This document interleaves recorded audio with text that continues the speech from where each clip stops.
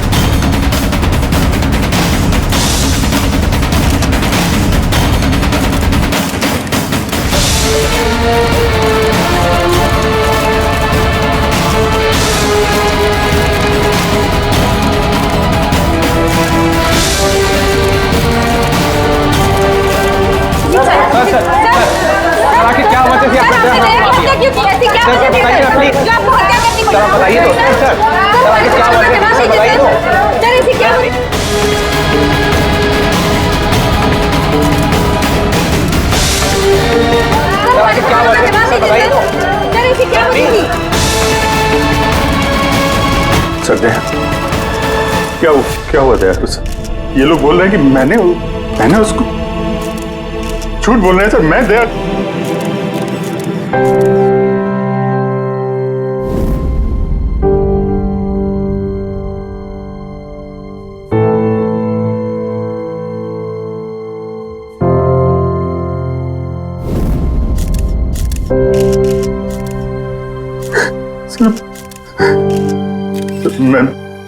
मुझे पता नहीं सर, मैंने कब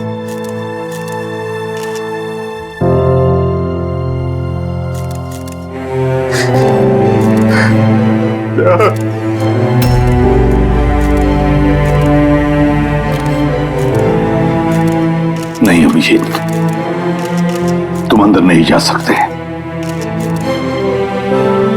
तुमने दया की जान ले ली है। मैं तुम्हें गिरफ्तार कर रहा हूं।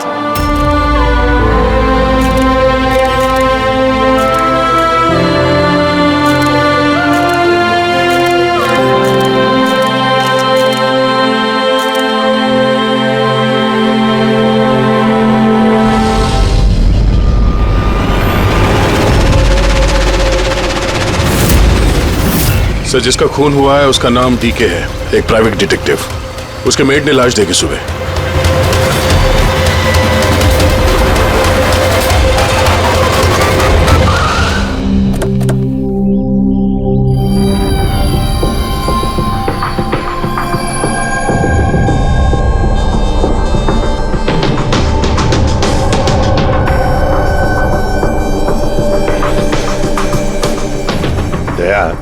चेहरे के तो चिथड़े उड़ गए हैं। लगता है पॉइंट ब्लैंक रेंज से एक से ज्यादा गोलियां मारी है इसे। सर, इस कमरे का सामान अपनी जगह पे है सर, बिखरा हुआ नहीं है। ऐसा लगता नहीं है कि यहाँ पे हाथापाई हुई है।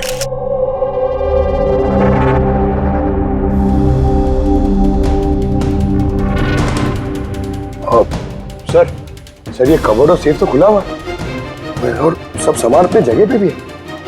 ऐसा लग रहा है कि इसको किसी ने हाथ ही नहीं लगाया।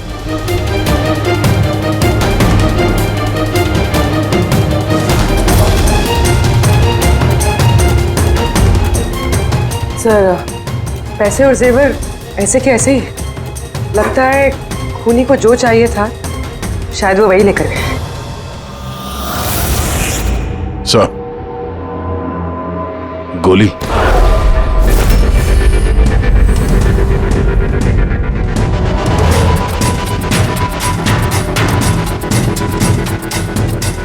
तीन गोलियां चली है दया।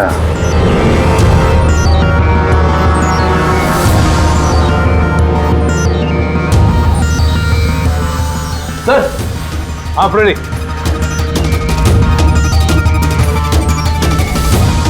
सर, ये खिड़की के कांच निकाले हुए हैं, मतलब खूनी यहीं से अंदर घुसा है। हाँ, काम करो फ्रेडी, फिंगरप्रिंट्स उठा।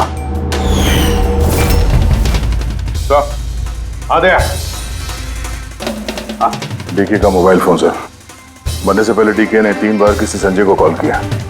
संजय? किसी संजय को जान किया? नहीं साहब। रात 1 बजे से 2:30 बजे के बीच में 3 बार। संजय की डिटेल निकालो सर। हाँ, और हाँ दया, ये अभिजीत कहाँ रह गया? तुमने उसे फोन करके कहा था ना यहाँ आने के लिए क्राइम सीन पर? हाँ सर, बताया था। शायद कहीं ट्रैफिक में फंस गया होगा। ट्रैफिक में? फोन करो उसे, कहो इसी वक्त आ जाए यहाँ पर। सर। हाँ।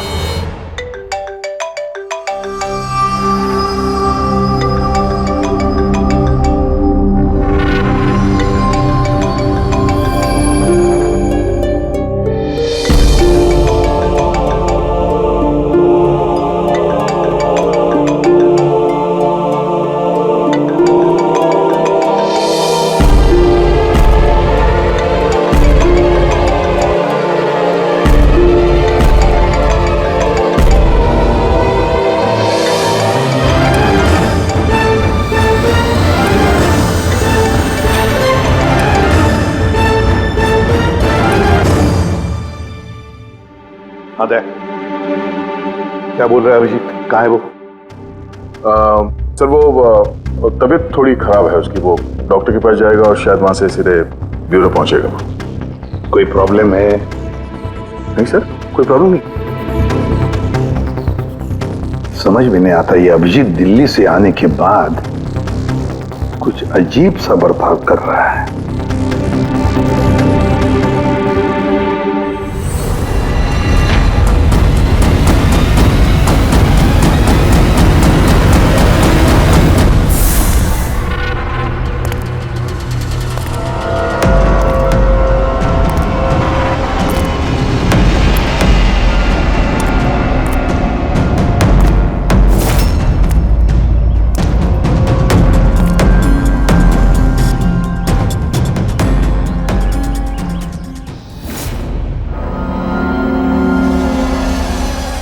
तुमको मेरी मदद की जरूरत है। तुमको? हाँ? अरे भाई, तुम तो खुद एक सीआईडी ऑफिसर हो। हाँ, लेकिन ये काम मैं खुद नहीं कर सकता। चलो ठीक है, कर देंगे मदद। ये क्या याद रखेगा। चल चाय वाय तो पी। नहीं यार वो मैं ठीक हूँ भाई।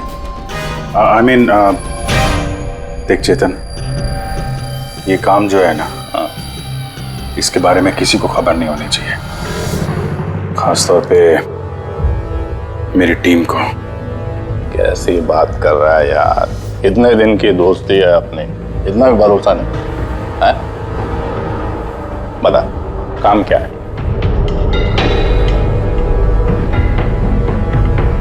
किसी का पीछा करना है,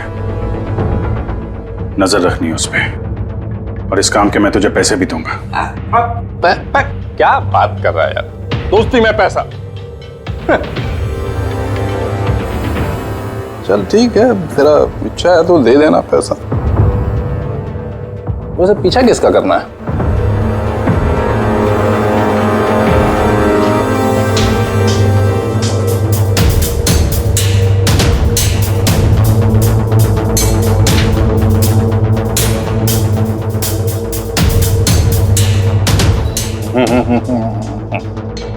अभिजीत, लगता है तूने गलती से गलत फोटो दे दिया है। कोई गलत फोटो नहीं है, तुझे इसी का पीछा करना है।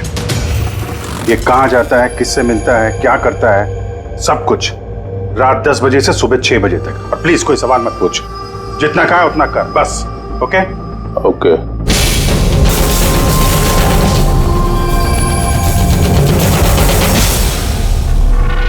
या तो अभिजीत पागल हो गया है या बहुत बड़ा कोई गेम चल रहा है।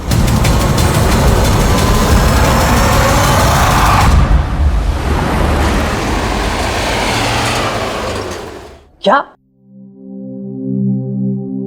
डीके का खून हो गया? मरने से पहले डीके ने आखिरी बार फोन पे आपसे बात की थी आधी रात को। क्या बात क्या हुई थी आपकी?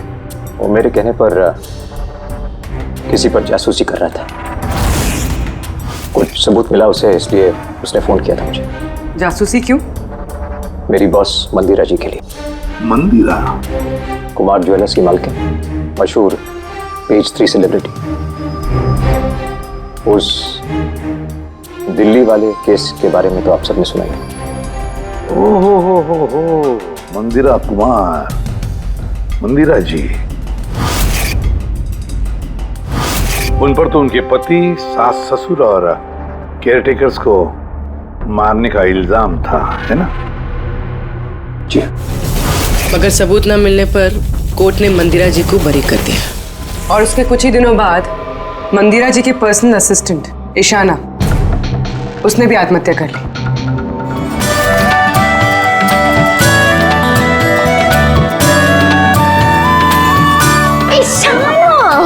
हाय मारिया, तू आज भी लेट हो गई ना? जल्दी जाओ, संजय सर तुम्हारा वेट कर रहे कब से। गॉड, संजय सर इतनी जल्दी क्यों आ गए? आ भी गए और बहुत गुस्से में। ओह गॉड, तू मेरा बैग संभाल, मैं आती हूँ।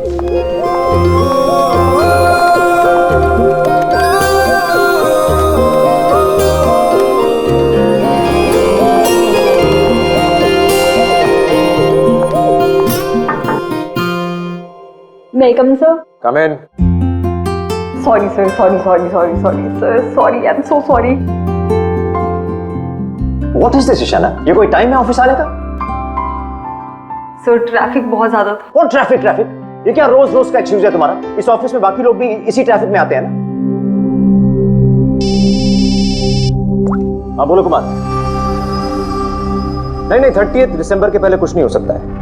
अरे तुम जानते हो यार, 30 दिसंबर को मंदिरा मैम का इवेंट है मुंबई में, उसके पहले जो कुछ भी होगा उसके बाद होगा। हाँ हाँ।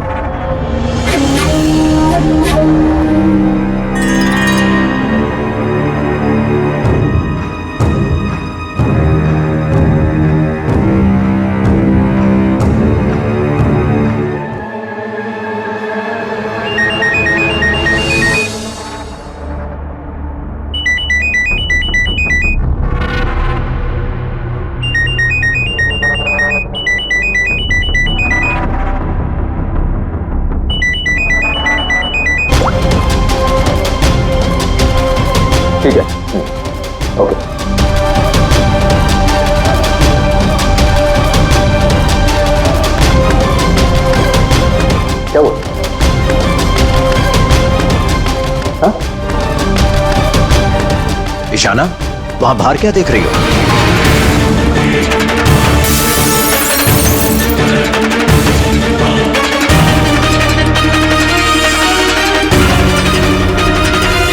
मेरे ही कैबिन की खिड़की से कूदकर आत्महत्या की थी उसने। आत्महत्या क्यों की थी वो किसी को पता नहीं। वैसे मंदिरा जी ने डीके को किस पर जासूसी करने के लिए काम पे लगाया था? उनकी जान को खतरा है। डीके वही पता लगाने की कोशिश कर रहा था। जान को खतरा किससे? दरअसल कोर्ट से बरी होने के बाद कोई मैम को धमकियां दे रहा था। ये धमकियां फोन पर ही? जी हाँ, फोन पे भी, अनजान नंबरों से और टाइप किए गए चिट्ठियों से भी। मैम दोबारा पुलिस के चक्करों में पड़ना नहीं चाहती थी, इसलिए डीके को हायर किया था उन्होंने। तो कुछ पता चला डीके को? उसके हाथ कुछ सबूत तो लगा था जो उसने एक पेन ड्राइव में सेव करके रखा था। वो पेन ड्राइव वो मुझे देना चाहता था, इसलिए दिल्ली से मुंबई आया था मैं।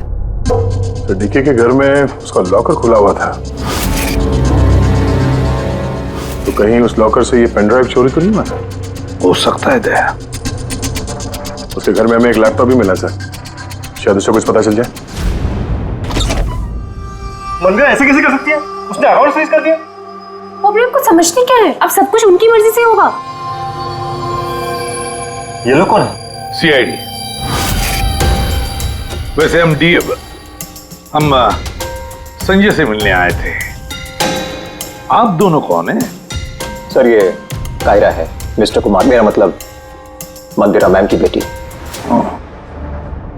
और ये मैम के बहनोई हैं, मिस्टर सबीर। हम मंदिरा जी और उनके पूरे परिवार से कब मिल सकते हैं? क्योंकि उनकी जान की हिफाजत अब हमारी जिम्मेदारी है।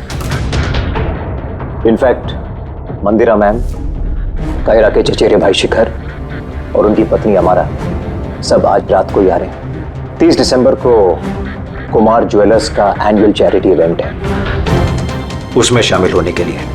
तो ठीक है, कल सुबह सुबह ही मिलते हैं।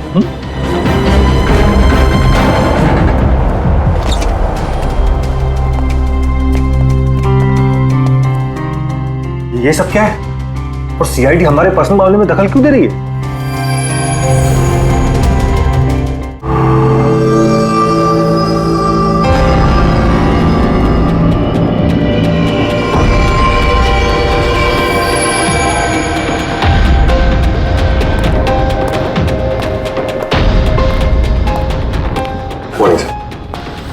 हेलो सर, अब तबीयत कैसी है आपकी?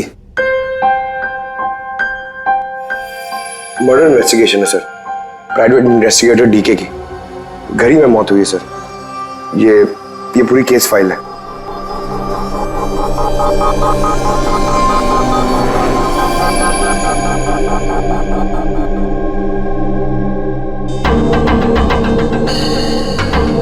सर ये तस्वीरें उसके घर की हैं। घर की तस्वीर है, उसी के घर की तस्वीर है, और यहीं पे इसका मर्डर हुआ है ना?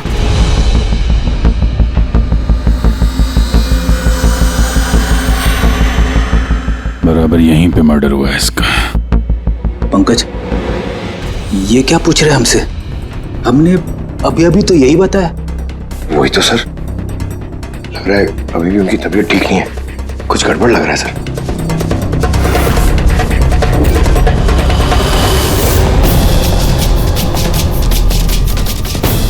अभिजीत,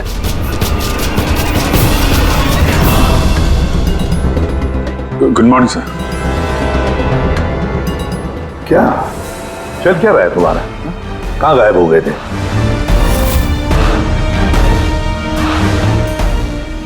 अरे अभिजीत, तुम्हारी तबीयत खराब थी ना, तो डॉक्टर के पास जाना था। यहाँ क्यों? हाँ सर, वो कुछ दिनों से थोड़ी गड़बड़ चल रही है सर, पर अब ठीक है। I am better now. या गड़बड़ चल रही थी। सर, डीके संजय को जो पेन ड्राइव देने वाला था, तो उसका जो डेटा है वो हम हासिल करने का एक तरीका है सर। पेन ड्राइव तो मिला नहीं ना दे, तो फिर डेटा कहां से लाओगे? सर है ना, एक तरीका है, वो हम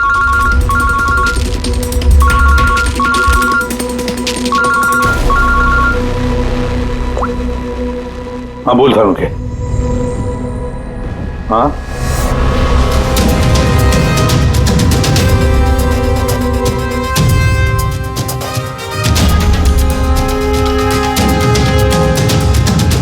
है सर।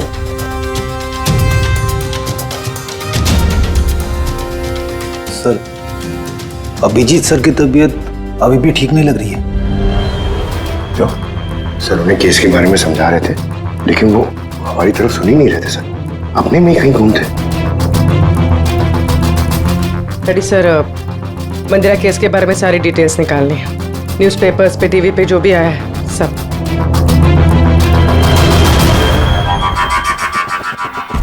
घर में घुसने का एक ही रास्ता है, मेन गेट, और चाबी डीके और उसके घर के मेट के पास रहती है। बाथरूम की खिड़की, मतलब कातिल ने बाथरूम की खिड़की का कांच निकाला और अंदर घुसा, और उसके बाद अभिजीत क्राइम सीन पर था भी नहीं, और यहाँ पे तो बाथरूम का कोई फोटो भी नहीं है, तो फिर इससे ये सब कैसे पता? अभिजीत मुझसे कुछ छुपा रहा है, मगर क्या?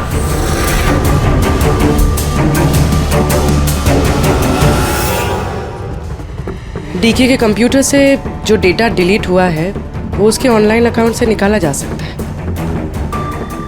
बस एक बार ये पासवर्ड मैच हो जाए।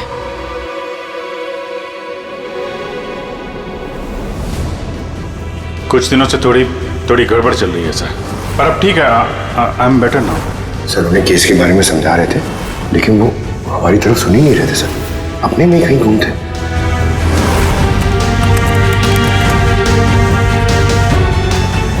यस सर, पासवर्ड मैच हो गया।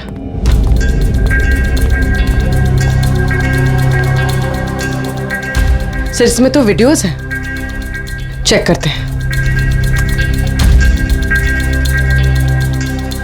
सर ये तो डीके के कंपाउंड के अंदर की फुटेज है, इसका मतलब वहां पे सीसीटीवी कैमरा है?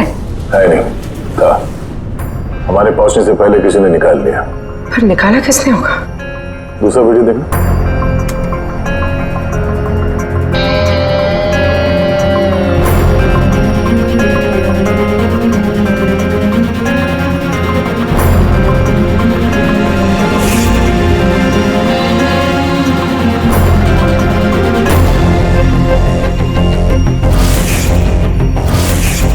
ये कैसे हो सकता है?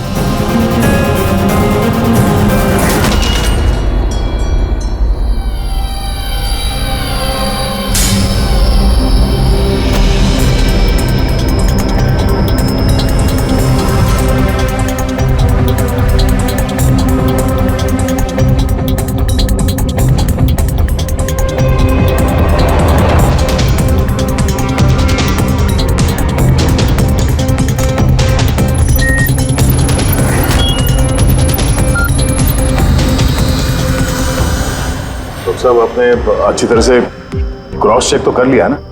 मतलब गन तो हमारे पास है नहीं, तो कहीं कोई गलती? नहीं था, कोई गलती नहीं। मैंने एक बार नहीं 10 बार क्रॉस चेक किया है।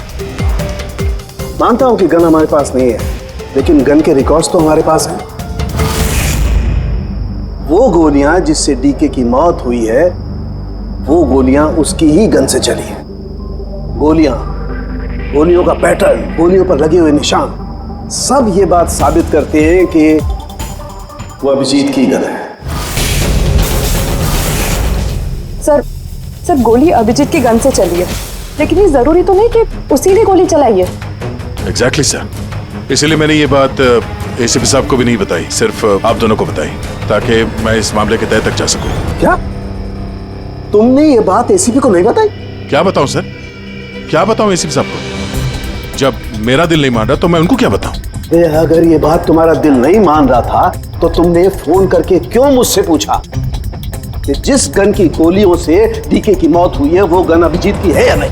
वो क्या था जिसकी वजह से तुम्हें अभिजीत पर शक हुआ? क्या था? वो इसलिए सर क्योंकि जब हमने, जरा पीछे ले जाना।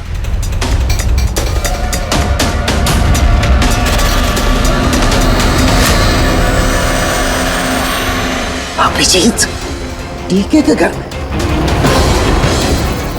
दया, फिर भी तुम अभिजीत को बचाने की कोशिश कर रहे हो। देखो दया, अभिजीत और तुम्हारी दोस्ती को मैं बहुत अच्छी तरह से मानता हूं, उसका आदर भी करता हूं, लेकिन ड्यूटी, अपना फर्ज किसी भी रिश्ते, किसी भी दोस्ती से ज्यादा बड़ा होता है, और ये बात मुझे तुम्हें बताने की जरूरत नहीं।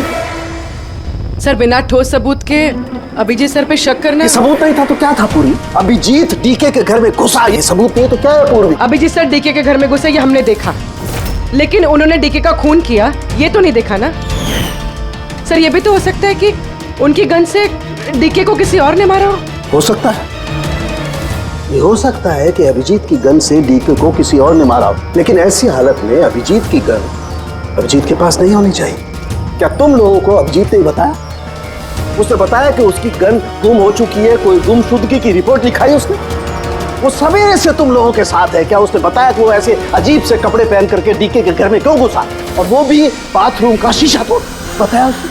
बताया? सर आपके सारे सवालों का जवाब मैं अभिजीत से पूछ लूंगा, पर सर तब तक के लिए प्लीज सर, तब तक के लिए एसीपी साहब को कुछ मत बताना। मैं तुम लोगों की हालत को समझ रहा हूं, मुझे खुद भी अच्छा नहीं लग रहा है। Please sir, please. ठीक है, कल सुबह तक दया, मैं कल सुबह तक का टाइम तुमको देता हूं। या तो सच का पता लगा लो, या फिर ये सारी की सारी बात खुद एसीपी को बता दो। अगर तुमने एसीपी को ये बात नहीं बताई तो फिर मैं खुद प्रद्युमन को ये सारी की सारी बातें बताऊंगा।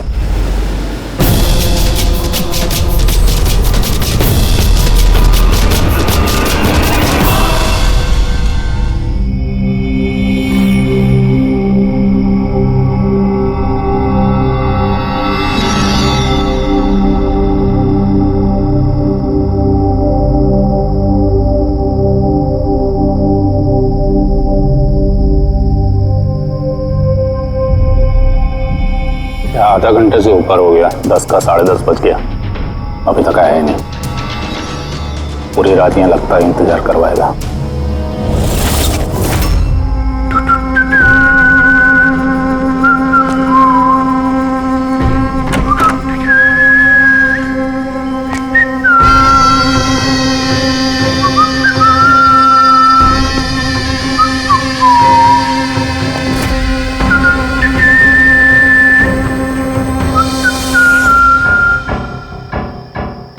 तुझे इसी का पीछा करना है। ये कहाँ जाता है, किससे मिलता है, क्या करता है, सब कुछ रात 10 बजे से सुबह 6 बजे तक। ये अभिजीत है? इसको क्या हो गया? ये हुलिया क्या बना रखा है इसने?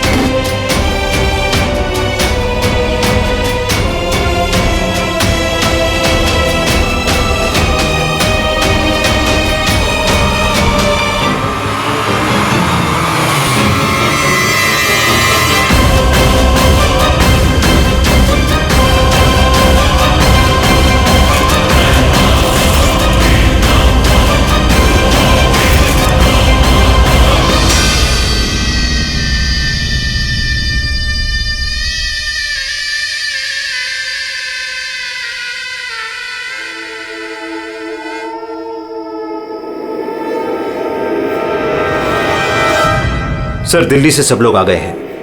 मंदिरा मैम, अमारा मंदिरा के देवर की बहू, कायरा मंदिरा की सौतेली बेटी, सबीर मंदिरा का बहनोई, शिखर मंदिरा के देवर का बेटा। आइए मैम, ये है सीआईडी की टीम। एसीपी साहब। अच्छा हुआ आप लोग आ गए। डीके के कातिल का पता चला? अरे आपको तो मालूम होगा कि हमारा मशहूर एनुअल इवेंट 30 दिसंबर को होने वाला है। आई होप कि आपने मेरी सिक्योरिटी के सारे बंदोबस्त करा दिए हैं। देखिए, मुझे गलत मत समझिएगा, लेकिन मैं कोई चांस नहीं लेना चाहती एक्चुअली। ये इवेंट मेरे लिए बहुत ज़्यादा इम्पोर्टेंट है, लेकिन अपनी जान से ज़्यादा नहीं है। क्या आपको पूरा यकीन है कि आप मेरी हिफाजत कर पाएंगे? और डीके के केस में क्या प्रोग्रेस हुई? उसकी तहकीकात कहाँ तक पहुंची? वो सब जानने की आपको कोई जरूरत नहीं है मंदिरा जी। रही बात आपकी सुरक्षा की, वो हमारी जिम्मेदारी है। How interesting. भाभी जी, आपको डर लग रहा है मंदिरा जी को? भाई, जिसका कानून भी आज तक कुछ नहीं बिगाड़ पाया, मानना पड़ेगा उस इंसान को जिसने आपको डरा दिया।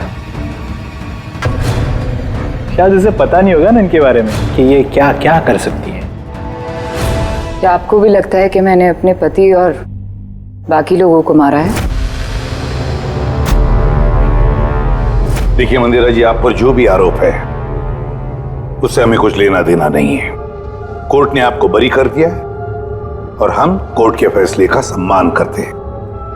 आप सिर्फ इतना बताइए, आपको किस पे शक है? कौन है वो जो आपको मारना चाहता है? शक? जी हाँ, शक।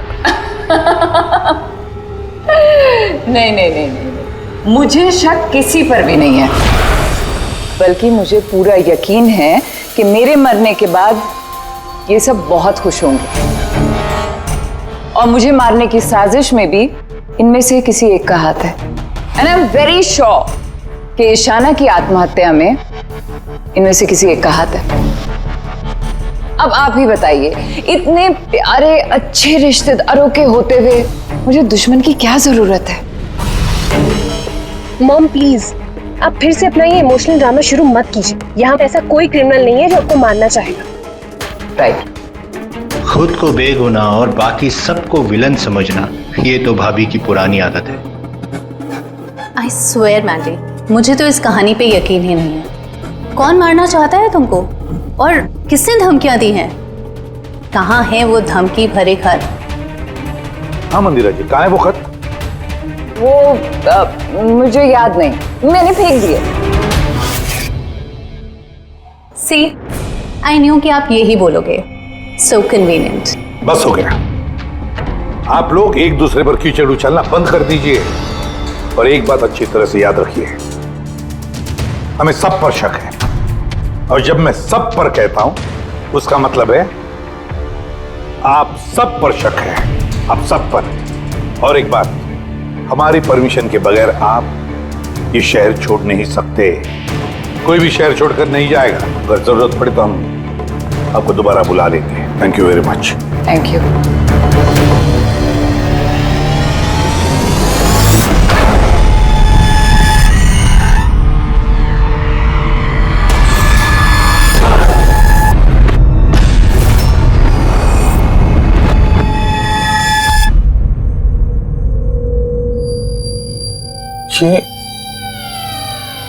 ये मैं हूं?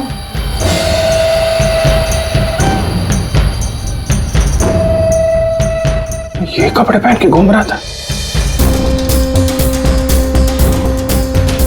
ऐसे कपड़े तो रोज सुबह मेरे वॉशिंग मशीन में धुल रहे होते हैं।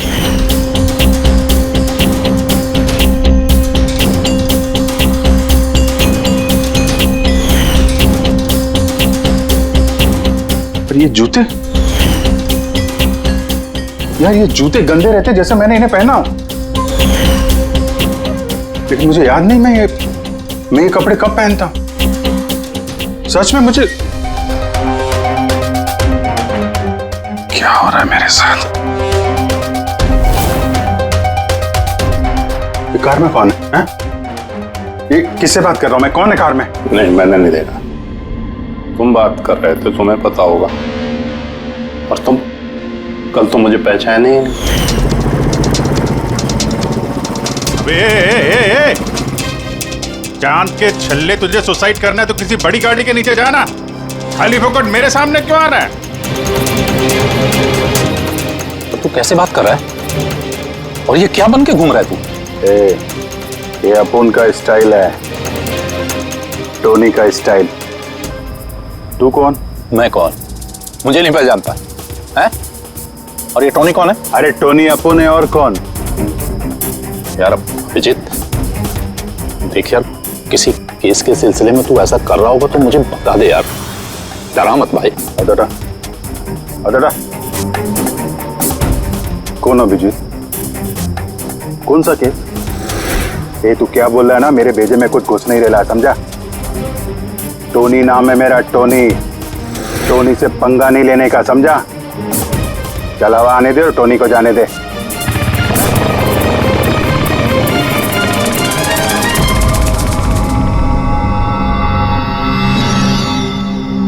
ये अभिजीत अपने आप को टोनी क्यों बोल रहा है? टोनी? कौन कौन टोनी? सच में तेरे को कुछ भी याद नहीं है? नहीं, मुझे कुछ याद नहीं, सच कह रहा हूं मैं। मतलब तू कार में उन लोगों से बात कर रहा था, उसके बाद तू गेस्ट हाउस के अंदर गया। Guest house? हाँ, फिर थोड़ी देर बाद तू बाहर आया। मैं गेस्ट हाउस के अंदर गया? मैंने अंदर क्या किया है? तूने देखा? कुछ किया मैंने? मैं कैसे देख सकता हूं, मैं तो बाहर था ना। क्या हो रहा है? मुझे वहां जाना होगा। कहां है? कौन सा गेस्ट हाउस है ये? हैं?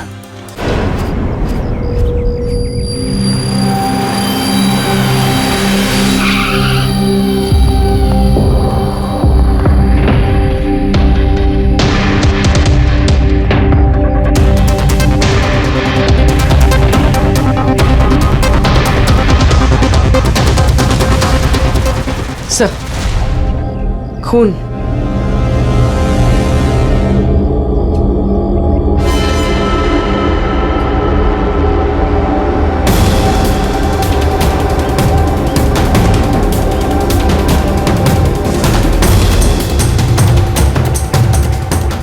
अभिजीत,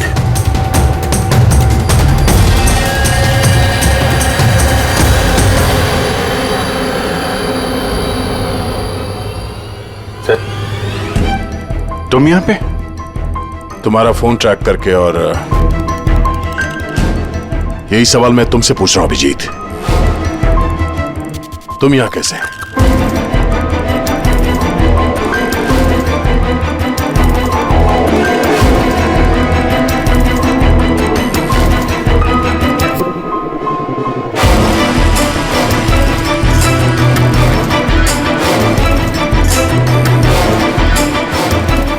नहीं, ये मैं बताता हूँ दया, यहाँ पे क्या हुआ।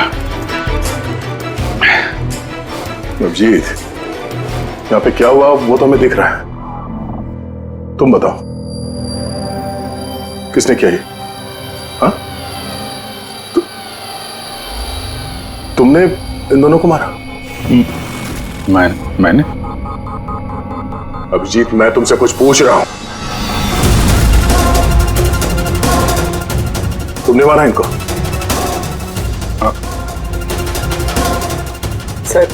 सर आप अभिजीत सर पे इल्जाम लगाए हैं सर। मुझे इल्जाम लगाने की जरूरत नहीं है पूर्वी, तुम देखने रही हो यहां दो लाशें पड़ी हैं, खून से लथपथ, और सीआईडी ऑफिसर अभिजीत लाशों के बीच से ये बैज उठा रहा है, या यूं कह लो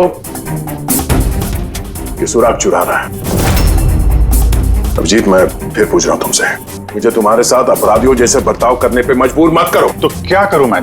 क्या बोलूं मैं? अगर मैं बोलूं कि मैंने ये नहीं किया तो मानोगे?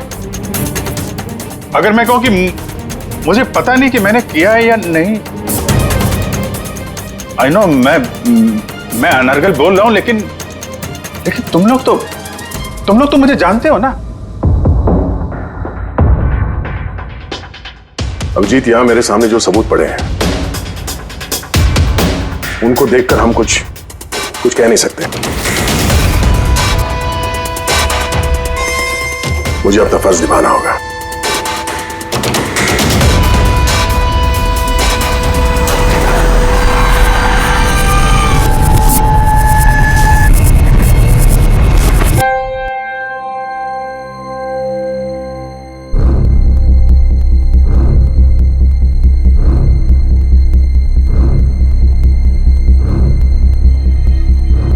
अभिजीत, इतनी देर से मैं तुम्हें पूछे जा रहा हूं, मगर तुम्हारे पास कोई जवाब तक नहीं।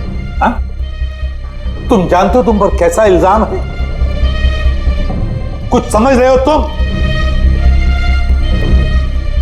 सर वो दया नहीं, बस तुमसे ये उम्मीद नहीं थी दया। इतना सब हो गया और तुमने मुझे बताया तक नहीं। क्यों नहीं बताया मुझे दया? ये तो सड़न के तूने मुझे बताया, वरना पता नहीं। दया, मैंने वही किया जो सही था। बताओ अभिजीत, क्या तुमने ये खून किया है? अभिजीत, क्या ये खून तुमने किया है? मुझे नहीं पता सर। पता नहीं कैसे?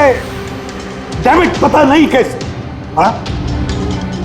डीके के घर में चोरी छुपे तुम घुस रहे थे, उसका सीसीटीवी फुटेज मैंने देखा।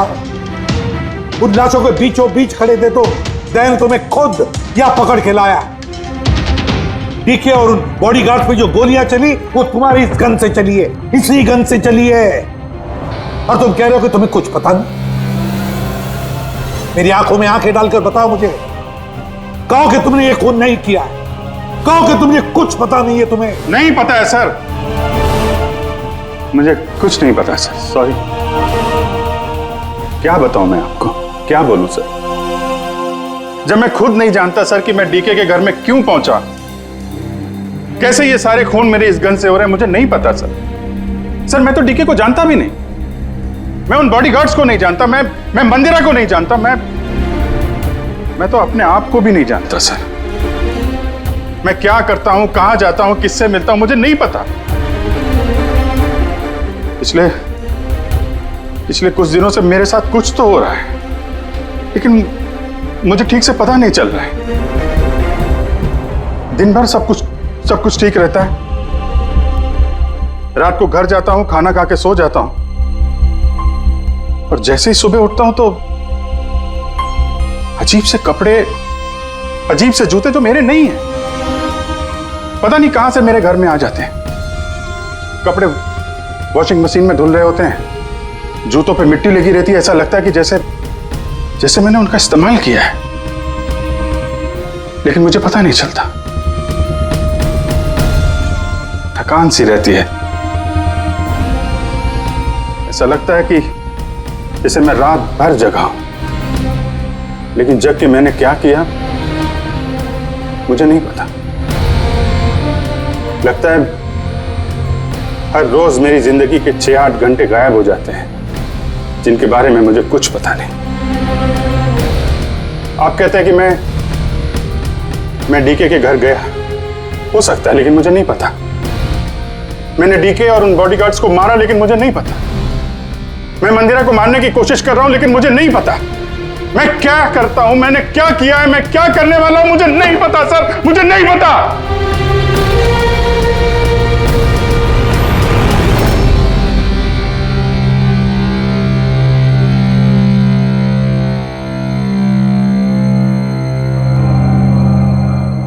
देखो अभिजीत, इस वक्त तुम खुद के लिए और दूसरों के लिए भी खतरनाक हो। मैं तुम्हें खुला नहीं छोड़ सकता, मैं तुम्हें नजर कैद में रख रहा हूं, और दया तुम पर नजर रखेगा।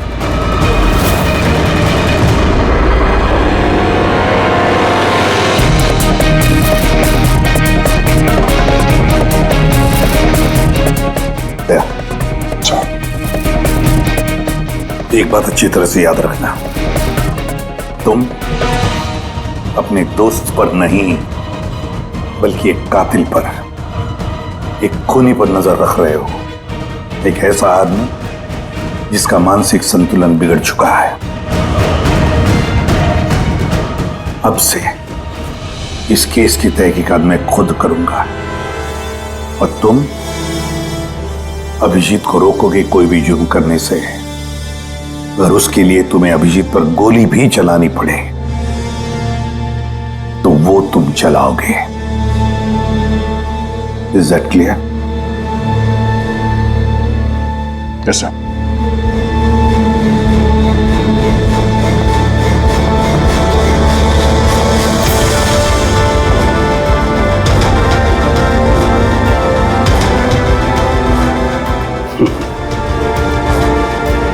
हथकड़ी लगा दो यार।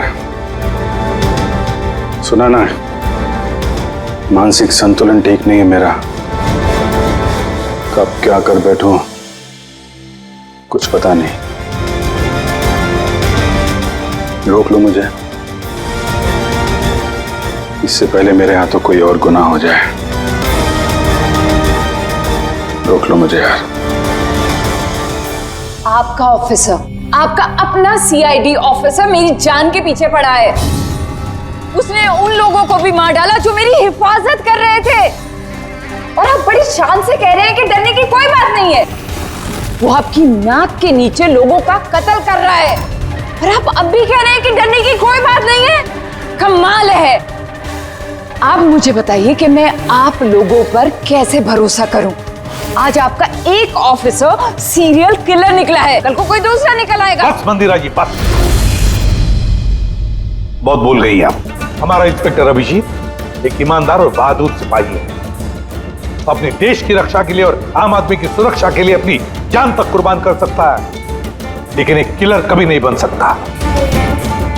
हाँ, उस पर इल्जाम जरूर है, 3 खून का इल्जाम है। साबित सिर्फ इतना हुआ है कि अभिजीत का मानसिक संतुलन बिगड़ चुका है। उसे कुछ याद नहीं रहता वो क्या करता है, किससे मिलता है, क्या बोलता है, और उसके बाद में जब नॉर्मल होता है सब कुछ भूल जाता है। इसका मतलब ये नहीं कि वो कोई सीरियल किलर है। मैं पूरी यकीन के साथ कहता हूं, खतरा है आपकी जान को तो वो आपके इन रिश्तेदारों से। एक्सक्यूज मी, सबूत सारे आपके ऑफिसर के खिलाफ मिले हैं और शक आप हम सब पे कर रहे हैं। जी हाँ, मैं आप सब पर शक कर रहा हूं। ऑफिसर तो आप ही का है, वो आप तो उसे ही बचाएंगे। वो तीनों खून इंस्पेक्टर अभिजीत की गन से चली हुई गोलियों से हुए, और आपको लगता है कि ये काम हम में से कोई कर सकता है? अरे हमारे पास आपके ऑफिसर की गन कहां से आएगी? शिखर जी, जल्द से जल्द हम पता लगा लेंगे कि इंस्पेक्टर अभिजीत की गन आपके पास कैसे आई। लेकिन मंदिरा जी, एक रिक्वेस्ट है, आपका जो 30 दिसंबर का इवेंट है वो आप कैंसिल मत कीजिए। बहुत अच्छा मौका है खूनी को पकड़ने का, क्योंकि खूनी उस इवेंट में जरूर आएगा।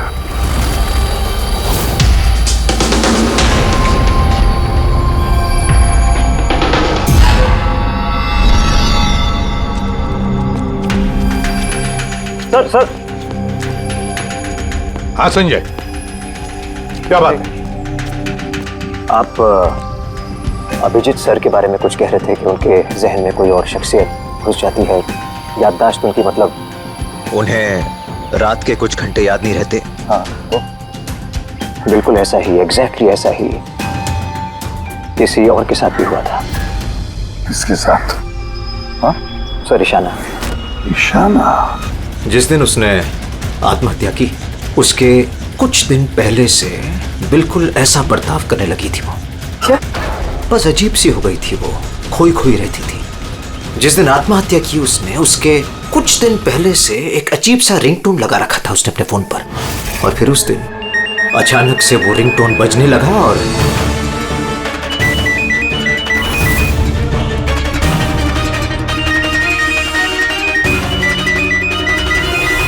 सर ऐसा लग रहा था कि वो ईशाना नहीं कोई और है।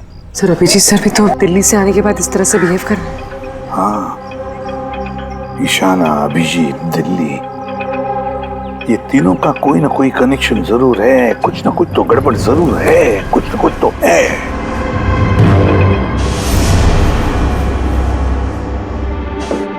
कॉफी। अरे पी लो यार, कुछ मिलाया नहीं है। मैं यही हूं और कहीं भागने वाला नहीं। अभिजीत, तुमने हम सबसे ये बात छुपाई क्यों?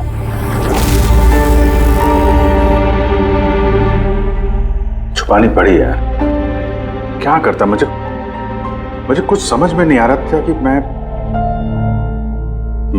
क्या करूं, मेरे साथ क्या हो रहा है। मैं खुद ही कंफ्यूज हूं, तो मैं उसमें तुम्हें क्यों फंसाऊं यार, इसलिए, और कोई बात नहीं है। मुझ पे भरोसा नहीं रहा या मुझे इस लायक नहीं समझते कि मैं तुम्हारी कोई मदद कर सकता हूँ? क्या यार, कैसी बात कर रहा है यार, ऐसा कुछ नहीं है। तो फिर कैसी बात है? मुझे तो ये लगने लगा है कि मैं तुम्हें जानता भी नहीं हूँ। इस वक्त मैं यहाँ बैठकर जिस आदमी से बात कर रहा हूँ वो अभिजीत है या फिर कोई टोनी।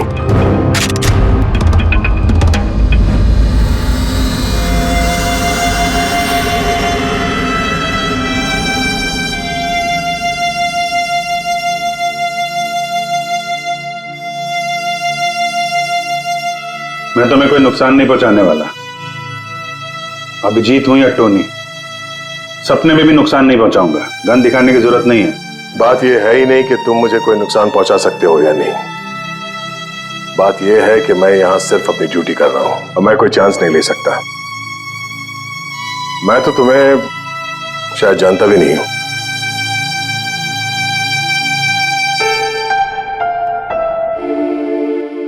ठीक है, जब तुम समझने को तैयार ही नहीं है तो क्या।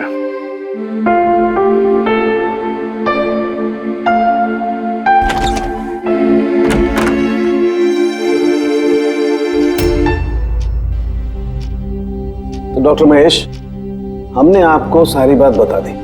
अब आप बताइए, आपको क्या लगता है? देखिए, अभी अभी आपने जो कुछ भी मुझे कहा ये अभिजीत और ईशाना के बारे में, उससे एक बात तो बिल्कुल साफ है कि दोनों की कंडीशन एक जैसी है। Artificially induce split personality. इसे सरल शब्द में मैं आपको समझाऊं तो इसमें पेशेंट के दिमाग में उसके अपने व्यक्तित्व के अलावा एक और व्यक्तित्व को प्लांट किया जाता है जो किसी खास दशा, निर्देश, आदेश के मुताबिक चलता है, और उसे इस तरह सेट किया जाता है कि वो व्यक्तित्व खास निर्धारित समय पर निर्धारित ट्रिगर मिलने पे उस व्यक्तित्व पे हावी हो जाता है। और जितनी देर ये हावी रहता है वो पुराने व्यक्तित्व के बारे में ना तो कुछ जानता है और ना ही उसे पुराने व्यक्तित्व के बारे में कोई भी चीजें याद रहती हैं। ये इंसान का दिमाग है। इस दिमाग के दो मुख्य हिस्से हैं, सचेत मस्तिष्क यानी कि कॉन्शियस स्टेट ऑफ माइंड, जिसमें हम अभी हैं, और अचेत मस्तिष्क यानी कि semi conscious state of mind, जो हम सब सो रहे होते हैं उस वक्त होता है। और कभी कभी जागते हुए भी किसी नशे या किसी दवाई के असर में हमारा अचेत मस्तिष्क एक्टिव होता है। सचेत और अचेत दोनों ही अवस्था में ही दिमाग अलग अलग होते हैं। इस अवस्था में दोनों ही दिमाग जो सोचते हैं, जो बातें, जो यादें, उसे सेव कर लेते हैं। सचेत मस्तिष्क में सेव बातें तो हमें बरसों तक याद रहती हैं, लेकिन अचेत मस्तिष्क में सेव की हुई बातें हमें याद नहीं रहती। डॉक्टर महेश, ये कुछ हिप्नोसिस जैसा, सम्मोहन जैसा, जिसमें इंसान के दिमाग को कंट्रोल करके उससे कुछ भी करवाया जा सकता है एक रोबोट की तरह से, और बाद में किसी खास आवाज से उस सम्मोहन को तोड़ दिया जाता है और इंसान को कुछ भी याद नहीं रहता। नहीं डॉक्टर सालुंके, सम्मोहन अलग प्रक्रिया है। सम्मोहन में आप आदमी को तभी तक कंट्रोल में रख सकते हैं जब तक वो सम्मोहित अवस्था में है। सम्मोहित अवस्था से एक बार बाहर निकलने के बाद उसे वापस सम्मोहित करना पड़ता है। ये मुद्दा ही बिल्कुल अलग है। यहां पर इंसान के दिमाग में एक घटना जो बिल्कुल घटी नहीं है, एक व्यक्ति जो है ही नहीं, उसे उस इंसान के अंदर डाला जाता है। उसके दिमाग में ये बात फिट की जाती है। अच्छा, तो इसका मतलब है यही सब कुछ तो अभिजीत के साथ हो रहा है। किसी भी तरह से अभिजीत को ट्रिगर मिलता है जिसकी वजह से टोनी जाग जाता है। Exactly sir. रात को अभिजीत के सो जाने के बाद उसको जरूर कुछ आवाजें सुनाई देती होगी जो कि उस टोनी के लिए ट्रिगर हो सकती है।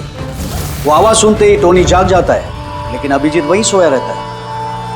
टोनी जाग जाता है वो टोनी जो खूनी है, जो दरिंदा है, जो मुजरिम है, और अभिजीत के जानने वालों में से वो किसी को भी नहीं जानता। अगर ऐसा है तो अभिजीत के अंदर के टोनी को भी किसी भी तरह से कमांड दिया गया है मंदिरा को मारने का। तो 30 दिसंबर वाले इवेंट में ये टोनी इसे अंजाम देगा, मंदिरा को मारने की कोशिश करेगा। 2 दिन बाद 30 दिसंबर।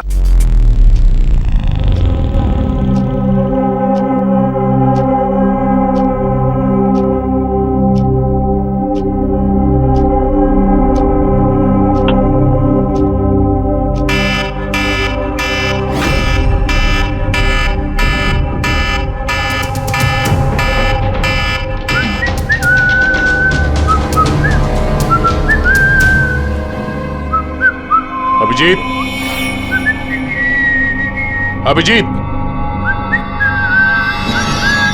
कहाँ हो?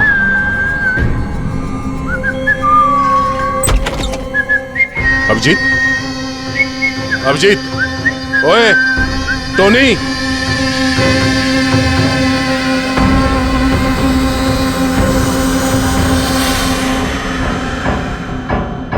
कौन है तू?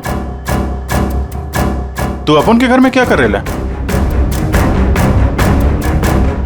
अभिजीत, टोनी, तुम यहां से बाहर नहीं जा सकते। तुम यहां नजरबंद हो। इस घर के अंदर रहना होगा, समझे? टोनी को अपना काम करने का है। मेरे रास्ते में खाली पीली आएगा, भेजा उड़ जाएगा। चल अब आने दे। घर से बाहर नहीं, घर में। हाथ हटा, हाथ हटा। बोलो ना टोनी को अपना काम करने का है। मेरा भेजा मत हिला। मेरे और काम के रास्ते के बीच में कोई नहीं आ सकता। चल। टोनी, तुम कहीं नहीं जाओगे। यहीं घर पे रहोगे तुम, समझा?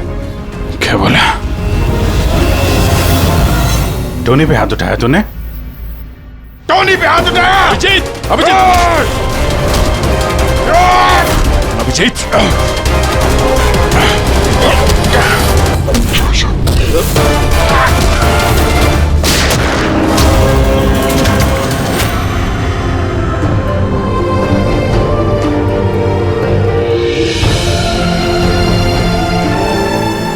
सरदया, क्या हुआ दया? ये लोग बोल रहे हैं कि मैंने हूं। नहीं अभिजीत, तुम अंदर नहीं जा सकते। तुमने दया की जान ले ली है। मैं तुम्हें गिरफ्तार कर रहा हूं।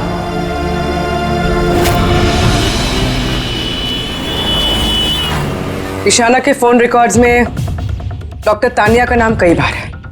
आप में से कोई जानता है डॉक्टर तानिया को? आत्महत्या करने से पहले वो डॉक्टर तानिया से मिली थी क्या? ये डॉक्टर तानिया कहीं डेंटिस्ट तो नहीं? ईशाना मरने से पहले कई बार एक डेंटिस्ट से मिली थी। मुझे नाम तो नहीं मालूम, पर हो सकता है ये वही हो। जितना मुझे लगता है ये कोई डेंटिस्ट तो नहीं है। कुछ दिनों पहले सीआईडी ऑफिसर अभिजीत यहाँ रुके थे। Yes ma'am. उस पूरे हफ्ते में यहाँ जो कोई भी रुका था उन सब की लिस्ट चाहिए, और उनके स्टे के दौरान इस लॉबी की सीसीटीवी फुटेज भी देखनी है।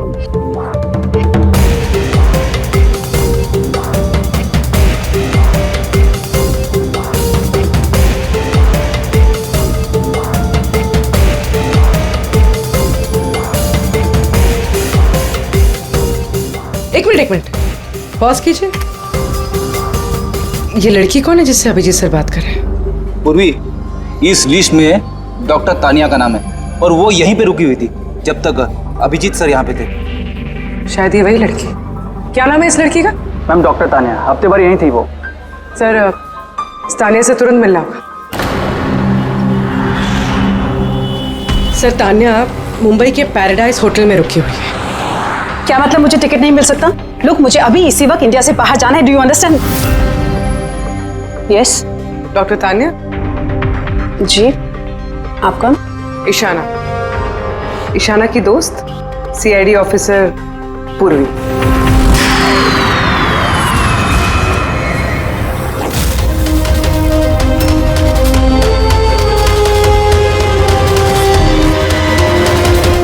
भागना बड़ा मुश्किल है। कहाँ भाग रही है तानिया जी? क्या क्या चाहते क्या है आप लोग? अभिजीत के साथ क्या किया तुमने?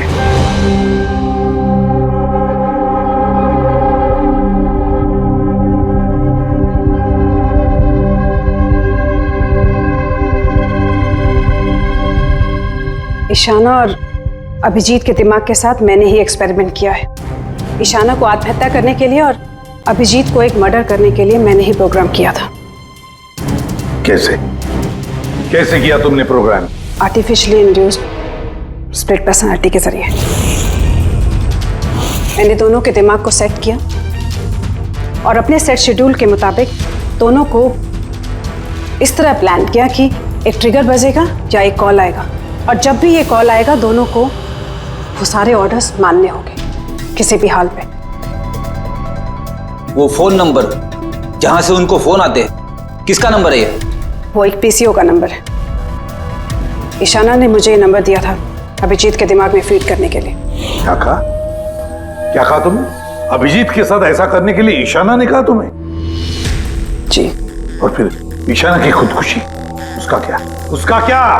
वो भी खुद ईशाना ने ही कहा था मुझसे करने के लिए। What? जी, कहा तो ईशाना ने ही था, बट आई एम श्योर कि इसके पीछे जरूर किसी और का हाथ है जिसके बारे में मैं नहीं जानती। क्यों क्यों करेगी ऐसा वो? ये भी उसकी कोई मजबूरी। हमें किसी भी हालत में अभिजीत को इसमें से निकालना होगा। ले चलो इसे। चलो। वो बाहर नहीं आ सकता। क्यों? मैंने अभिजीत के दिमाग को प्रोग्राम किया है, सम्मोहित नहीं कि जाकर उसका सम्मोहन तोड़ दूं। मैंने अभिजीत के दिमाग में खूनी को प्लांट किया है, टोनी को। यही है वो आर्टिफिशियली इंड्यूस्ड पर्सनालिटी जो अब कभी बाहर नहीं निकलेगा।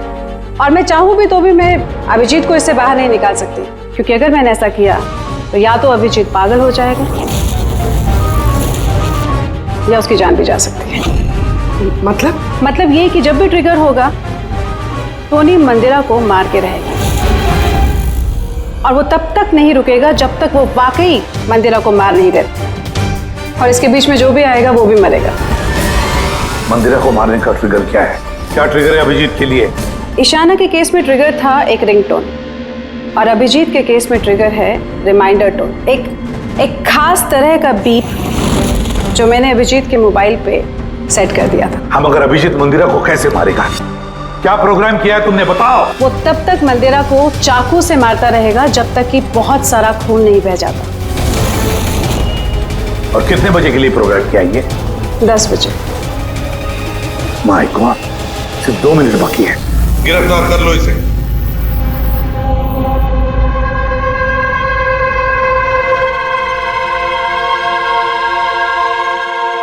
कभी जिंदगी में नहीं सोचा था सर कि आपके ऊपर मुजरिमों की तरह नजर रखनी पड़ेगी।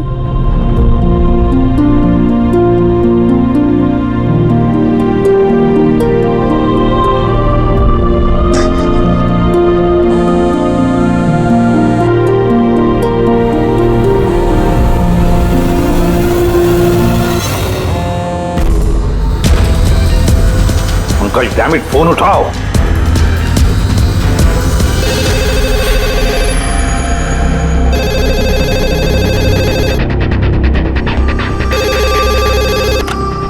हेलो पंकज, कहाँ थे तुम? मोबाइल क्यों नहीं उठा रहे थे? सॉरी सर, मेरा फोन साइलेंट पे था। इधर ही हूँ सर, अभिजीत सर के पास। सुनो मेरी बात, अभी के अभी जाके अभिजीत का फोन स्विच ऑफ करो। क्या सर? फोन स्विच ऑफ करो? फोन स्विच ऑफ करो, जैसे मैंने कहा वैसे करो, अभी इसी वक्त। अभिजीत सर का फोन? पंकज तुम सवाल क्यों कर रहे हो? अभी के अभी जाके फोन बंद करो।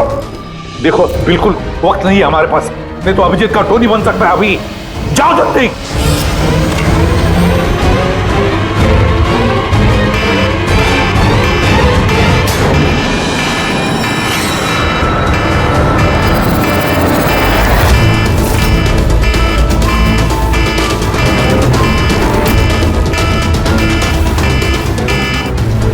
बस गया था। टोनी।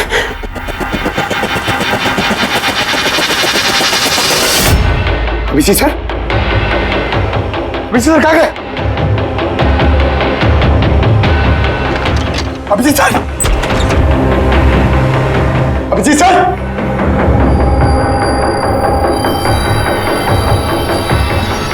टोनी को बंद करके रखे। हाँ? टोनी को पकड़ेगा तू? टोनी को? जो भी है टोनी और मंदिरा के बीच में आएगा वो मरेगा।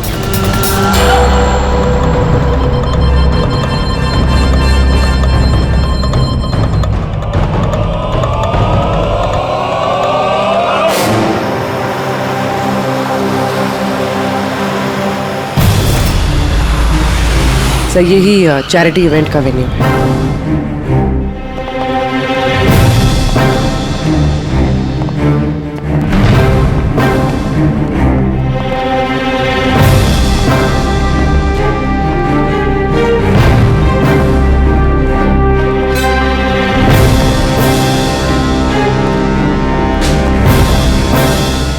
आप लोग रुक जाइए प्लीज।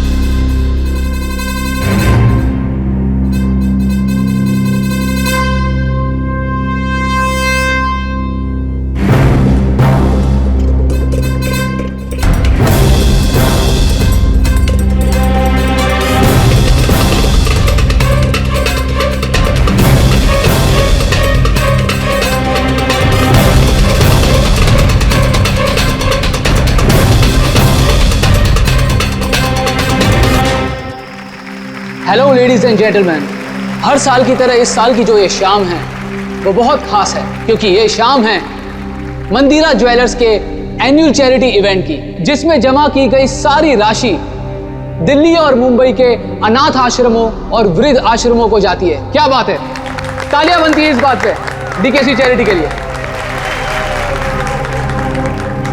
हर साल की तरह इस साल भी जो हमारी मुख्य अतिथि है वो और कोई नहीं है बल्कि मिसेस मंदिरा खन्ना है। तो आइए दोस्तों, आप सभी की जोरदार तालियों के बीच हम स्वागत करते हैं मिसेस मंदिरा खन्ना का। Mrs Mandira Khanna.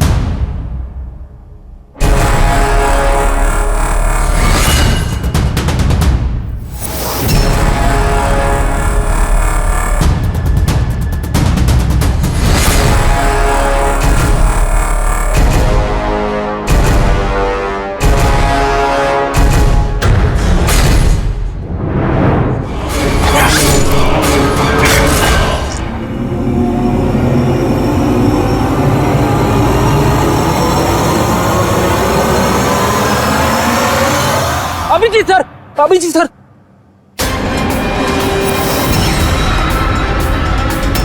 Sir sir light on. Sir sir अब जी ठीक है सर, जल्दी से हॉस्पिटल ले चलो, जल्दी आओ।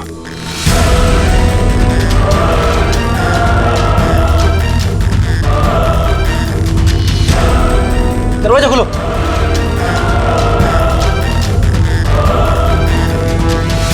मंदिरा जी, टोनी ने अपना मिशन पूरा किया, मंदिरा जी को मारने का। वैसे हम पर भरोसा करने के लिए बहुत बहुत शुक्रिया मैम। ये आप लोग मुझे यहाँ क्यों लाए हैं? मुझे तो स्टेज पे होना चाहिए ना। मैडम, हमारा एक प्लान है। प्लान? पूर्वी,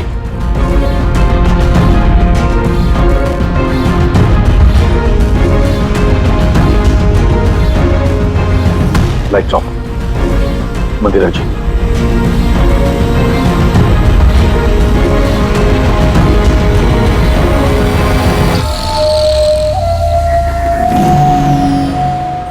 और आपकी हिम्मत की भी दाद देनी पड़ेगी। Thank you. मॉम, मॉम अब ठीक हो ना?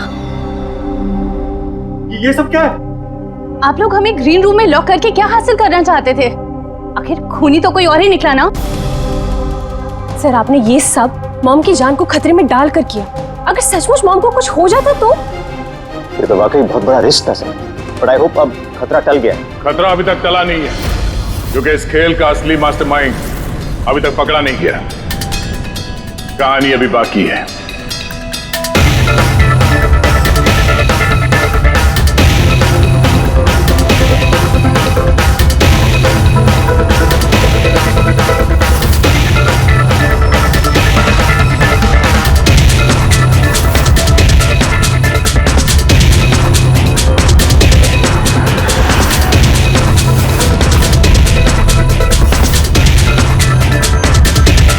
क्या हुआ? मुझे देख के अच्छा नहीं लगा? कभी कभी कातिल तक पहुंचने के लिए हमें मरना भी पड़ता है। इसका मतलब इनके खून की खबर नाटक थी? मेरी मौत से कातिल बड़ा खुश था कि वो कामयाब हो गया, और उसी समय का हमने फायदा उठाया। हम मंदिरा जी को बचाने में लगे हुए थे और दया मास्टरमाइंड के पीछे लगा था। लेकिन असली मास्टरमाइंड है कौन?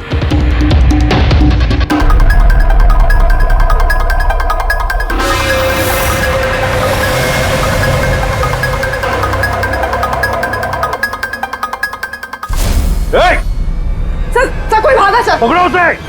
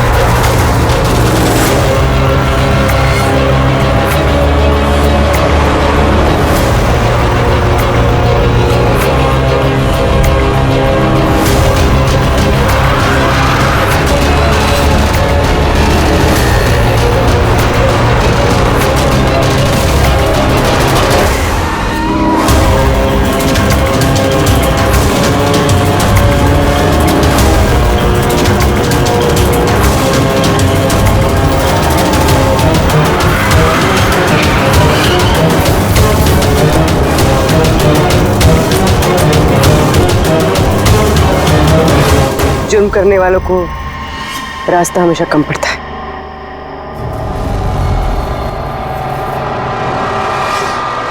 तुम ये सोच रही हो कि हमें कैसे पता चला कि खून तुमने किया? हमें ये तो पता था कि ये मास्टरमाइंड मंदिरा जी के अपने में से कोई है, इसलिए मेरी मौत के बाद सबसे पहले हमने ये पता किया कि आप में से वो कौन है जो अभिजीत को जानता था या फिर उससे मिला था। फिर मुझे याद आया कि क्राइम ब्रांच के सेमिनार के लिए अभिजीत दिल्ली गया हुआ था। उस सेमिनार में आने वाले लोगों की लिस्ट देखी मैंने तो मेरा ध्यान कायरा पे गया, क्रिमिनल साइकोलॉजी की स्टूडेंट कायरा। जब हमने डॉक्टर तानिया से पूछताछ की तो पता चला कि ईशाना ने उससे कहा था ये सब करने के लिए।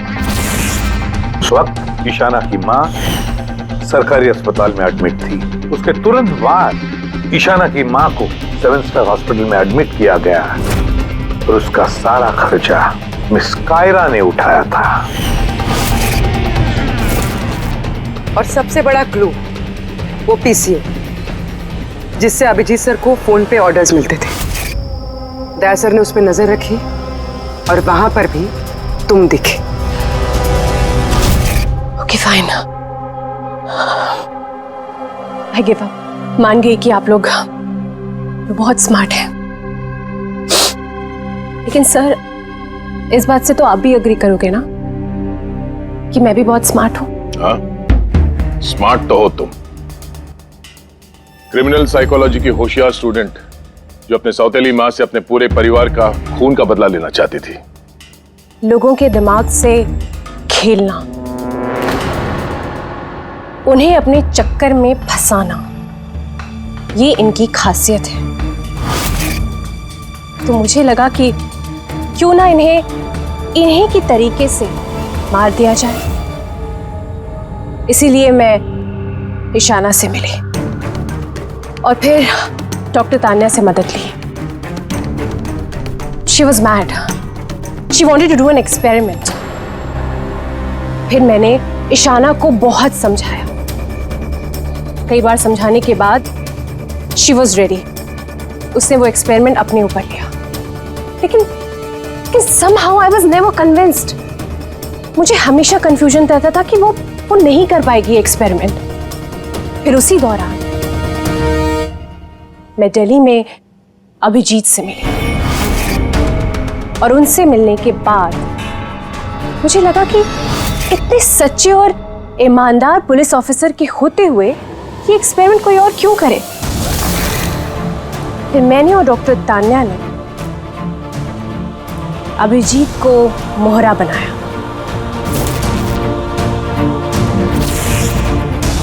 और अपना एक्सपेरिमेंट उन पर किया।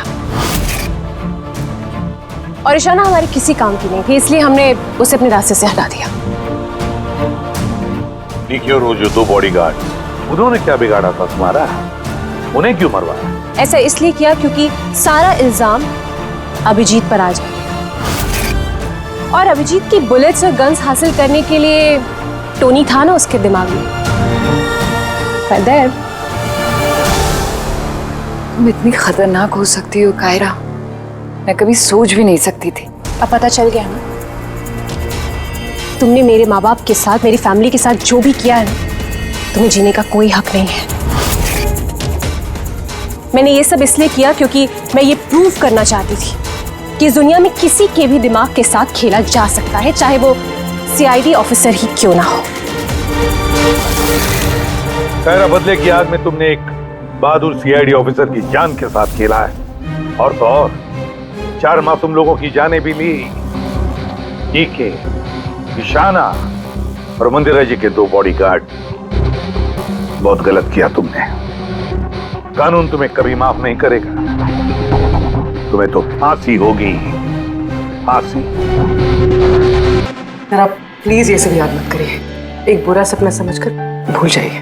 बुरा डरावना।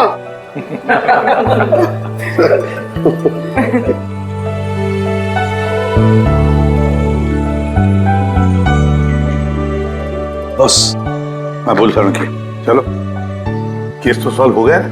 हाँ, केस तो सॉल्व हो गया, लेकिन क्या? बस अभिजीत के दिमाग में जो टोनी को प्लांट किया गया था, वो मकसद पूरा हो गया। फिर अब उसे कोई ट्रिगर्स नहीं आएंगे, कोई कारा की आवाज सुनाई नहीं देगी, जिसकी वजह से अभिजीत टोनी बन जाता था। हाँ, लेकिन बॉस, लेकिन क्या? बॉस, बात यह है कि टोनी अभिजीत के दिमाग में से कभी नहीं जाएगा। क्या? टोनी अभिजीत की पर्सनैलिटी का हिस्सा बन गया है बॉस। कोई नहीं जानता वो कब, कैसे, कहां सामने आ जाएगा।